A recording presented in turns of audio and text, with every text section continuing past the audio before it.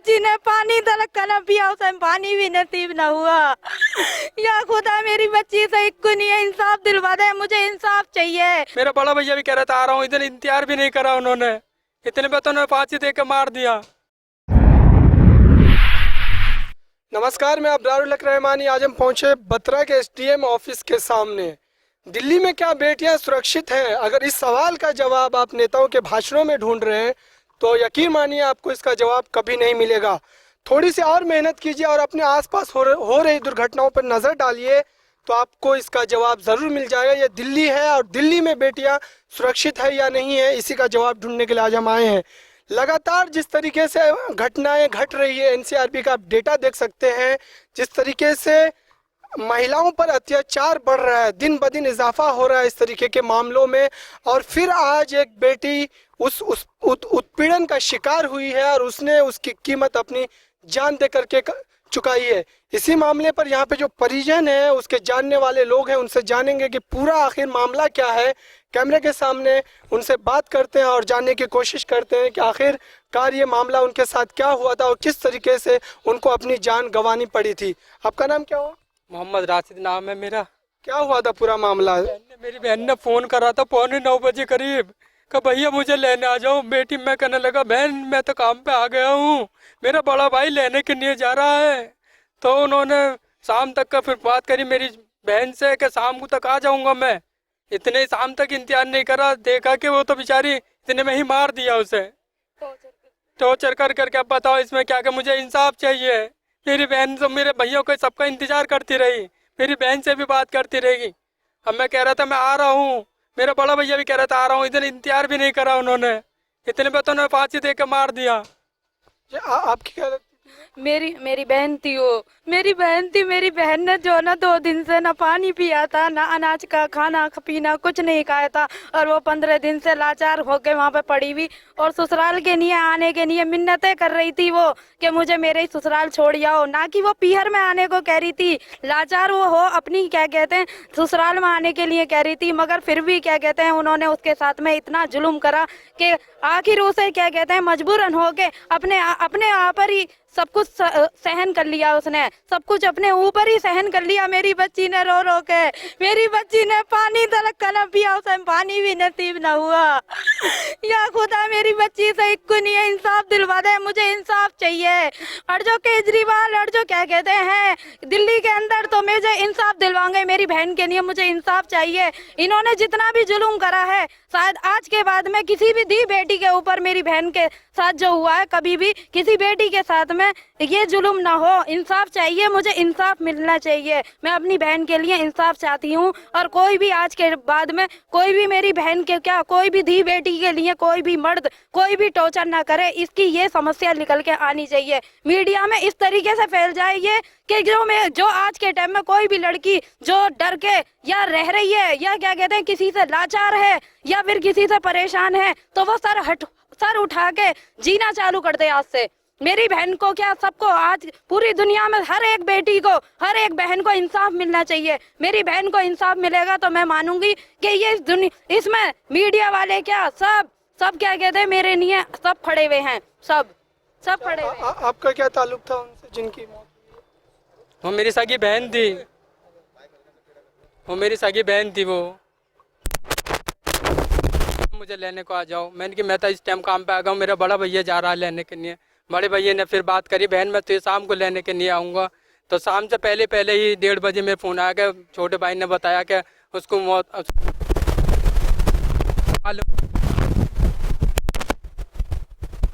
आपको क्या लगता है, आप कैसे समझ रहे इस मामले को, क्या हुआ होगा? मुझे तो यही आ रहा, जब उससे फ़ोन तक का छीन लिया ना, बात करने दी। अभी मुझे तो ये लग रहा उन्होंने ही मारा है। जब इंसान बात करेगा तो ये पता भी चलेगी। हम अपनी बहन से पूछते क्या परेशानी है, भाई बहन मैं आ रहा हूँ तो ये लेने के लिए। अब इन्होंने बात करने दी फोन। एक बार मुझे ये बताइए कि उनके साथ इस तरीके की घटना लगातार हो रही थी, आप लोगों को ये जानकारी कब मिली? हमें उसके साथ में ये परेशानी 15 दिन से चल रही थी। 15 दिन से परेशानी चल रही थी, मगर मैं दोनों के बीच में ये कोशिश कर रही थी कि दोनों ये क्या कहते हैं, दोनों मिलजुल के रहें। हैं, शादी है, कोई गुड़िया गुड्डे का खेल नहीं है, शादी है, ये दोनों मिल के चलें। मगर फिर भी मेरी बहन ये चाह रही थी कि मैं सब कुछ सहने के लिए तैयार हूँ, मगर क्या कहते हैं, मुझे ससुराल में छोड़ दो। मगर उस आदमी ने ना उसे ससुराल में छोड़ा और उसे घुट घुट के टॉर्चर कर करके उसे एक एक बूंद पानी इसके लिए तरसा दिया, उसे एक एक रिजक के लिए तरसा दिया। आज आखिर को उसे इतना मजबूर कर दिया कि वो खुदकुशी नहीं है, वो खुदकुशी नहीं है। मैं चीख चीख के रो के कह रही हूँ इस बात को, वो खुदकुशी नहीं है। जब इंसान लाचार हो जाएगा तो लास्ट मकसद क्या होएगा, लास्ट मकसद क्या होएगा? कोई भी लड़की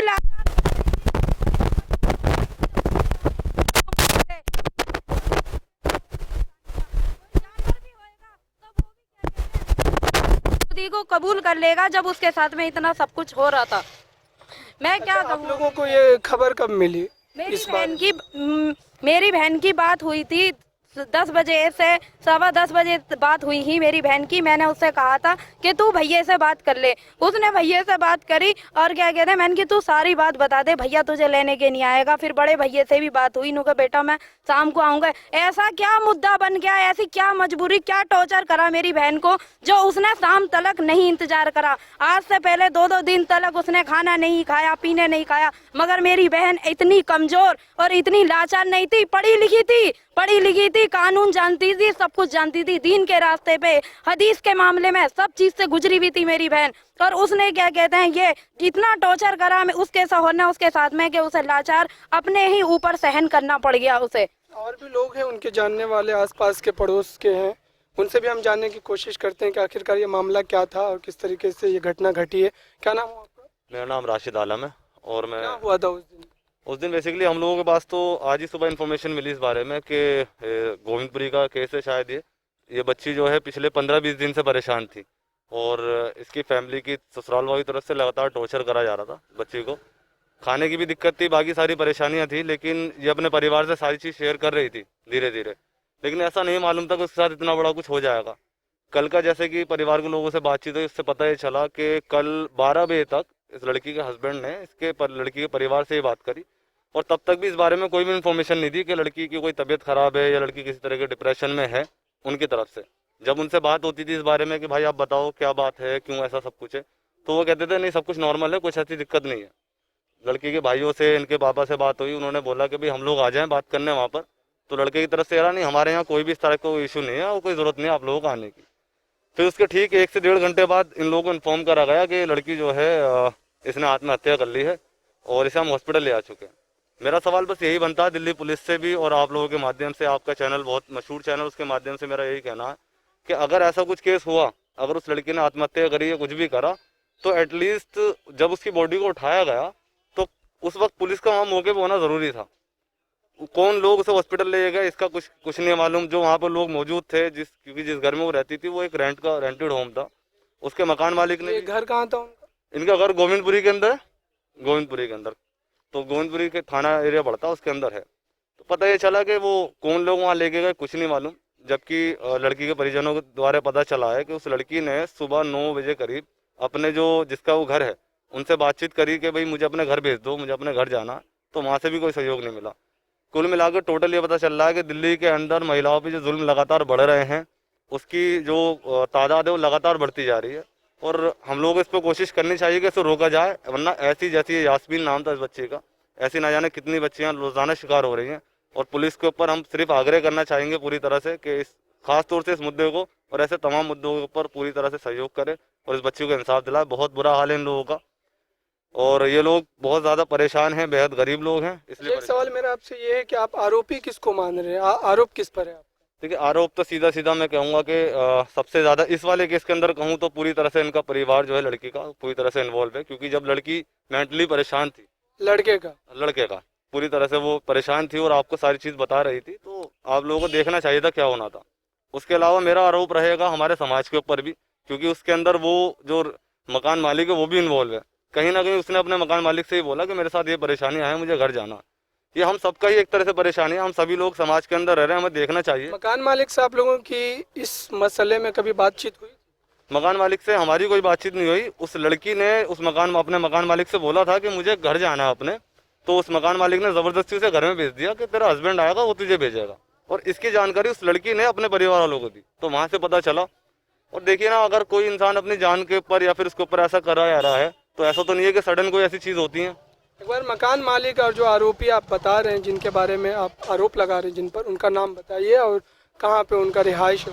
देखिए, मकान मालिक का नाम वगैरह मैं नहीं जानता क्योंकि मैं खुद एक सोशल एक्टिविस्ट हूँ। चलिए, मैं और जो इनके परिजन है मैं उनसे जानने की कोशिश करता हूँ। किन पर आरोप है आपका, उसका नाम क्या है?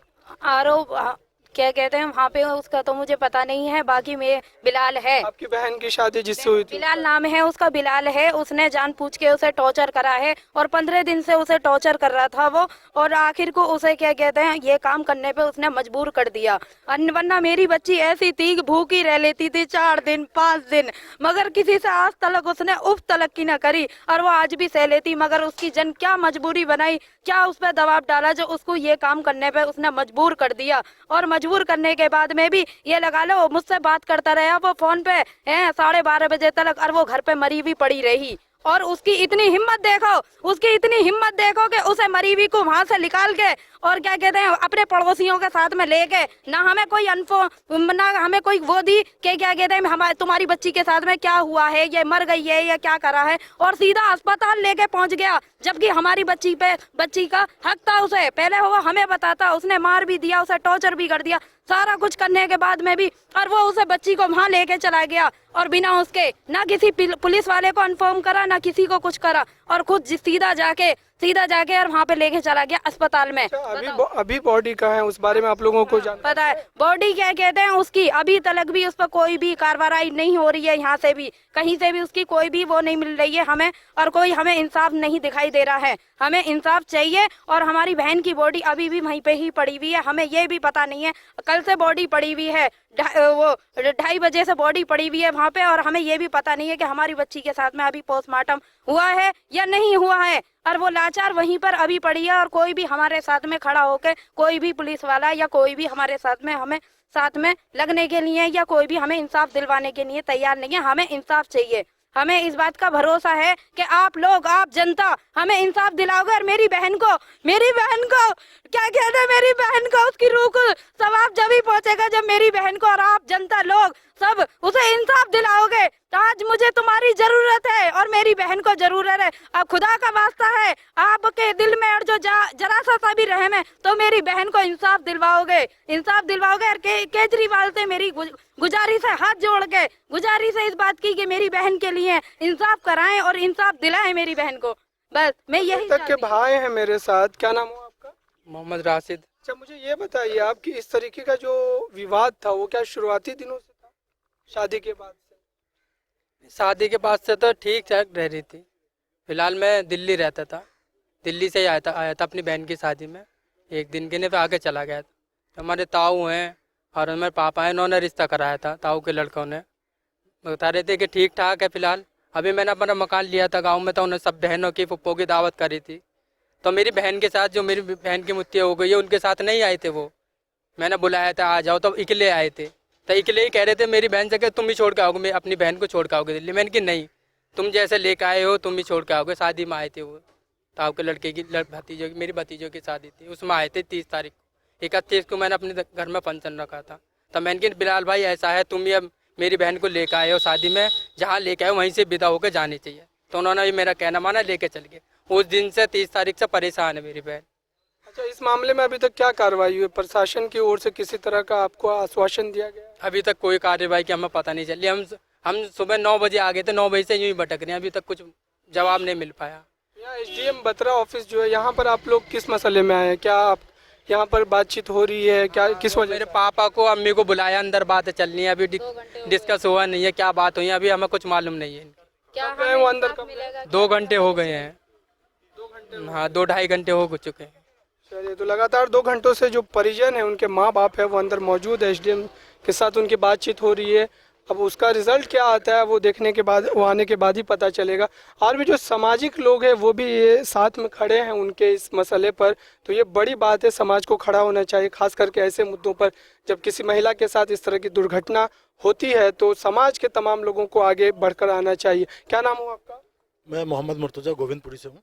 आप लोगों को कैसे संपर्क हुआ है? ये मेरे दोस्त के रिलेटिव हैं, तो आज सुबह इनका मेरे पास फ़ोन आया और फ़ोन आने के बाद मैं तुरंत ही बुलाने पे मैं तुरंत इनके पास आया हूँ। और आने के बाद जो मुझे इनके माध्यम से जो संज्ञान में आया है वो यही मुद्दा है कि इनकी लड़की के साथ जास्ती हुई है और उसके साथ काफ़ी टाइम से लोग जो ससुराल वाले हैं उनके तरफ से इन पे दबाव डाला जा रहा था और परेशान किया जा रहा था। और ससुराल वालों की ओर से उत्पीड़न लगातार? हाँ जी, लगातार हो रहा था इनके।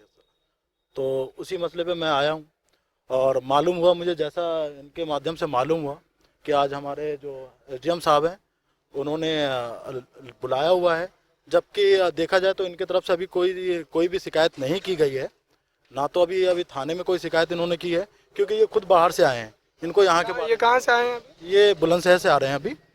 तो ये खुद आए हैं यहाँ, ये गोविंदपुरी का केस है, तो इनको आते ही एफआईआर इनका होना चाहिए था, जो एफआईआर नहीं हुआ। ये काफ़ी अभी परेशान है, इनके लड़की के साथ ऐसा हुआ मसले में अभी तक कोई एफआईआर दर्ज अभी नहीं हुआ है।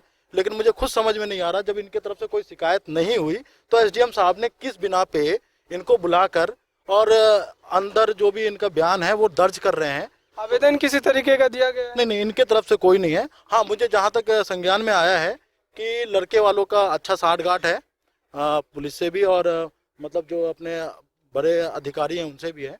तो इस चीज़ का वो फ़ायदा उठा रहे हैं कि किसी तरीके से इस केस को डाइवर्ट कर दिया जाए और जो भी मसला है वो हल्के में निपट जाए।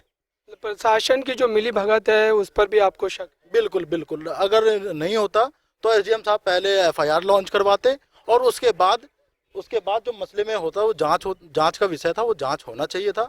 जांच होने के बाद उस पर आगे जो भी कार्रवाई होती वो होता। अभी तक इनको ये नहीं पता कि इनकी बॉडी कहाँ है, पोस्टमार्टम हुआ है नहीं हुआ है, तो बयान आप किस आधार पे बयान कर रहे हो इनका? तो ये सबसे बड़ा मसला है जो मुझे लगता है। और सबसे बड़ी बात है यहाँ पे जो अपना एसीपी साहब हैं प्रदीप जी, और जो गुरुदेव जी हैं जो एसएचओ हैं गोविंदपुरी, उनके संज्ञान में भी इसको लेके जाना चाहिए और उन्हें भी इस मसले पे जो भी है एफआईआर करके और जो जांच की प्रतिक्रिया है उसको आगे चलाना चाहिए। और जो ये बाहर से आए हैं, जो हमारी दिल्ली का जो छवि दिन पे दिन खराब होता जा रहा है इस मसले पे, अभी आप थोड़ा टाइम पहले भी देख रहे थे, यहीं ऑफिस से ही एक लड़की का मुद्दा हुआ था, वो काफ़ी ज़्यादा हाईलाइट हुआ था। तो बार बार ऐसा मुद्दा क्यों आ रहा है हमारे यहाँ पे? ठीक है, उस पर भी करना चाहिए। तो मैं तो यही कहूँगा कि इस पर उचित जांच हो। और जो ये लोग आए हैं यूपी से, जो अपने बेटी को देखने के लिए आए, अपने बेटी से मिलने के लिए आए, जो अभी तक आने के बाद अभी तक मिल नहीं पाए, तो इस पर आप लोग के माध्यम से भी बात जानी चाहिए, बड़े अधिकारियों के पास बात जानी चाहिए और इस पर सही जो भी फैसला है वो आना चाहिए। ये थी हमारी एक रिपोर्ट। जिस तरीके से लगातार महिला उत्पीड़न में इजाफा हो रहा है, चाहे आप कहीं भी देख ले, देश के अलग अलग हिस्सों में आपको यही तमाम चीज़ें आपको मिलती है। उत्पीड़न के नाम पर लगातार बेटियां शिकार होती है, चाहे वो किसी तरीके का उत्पीड़न हो।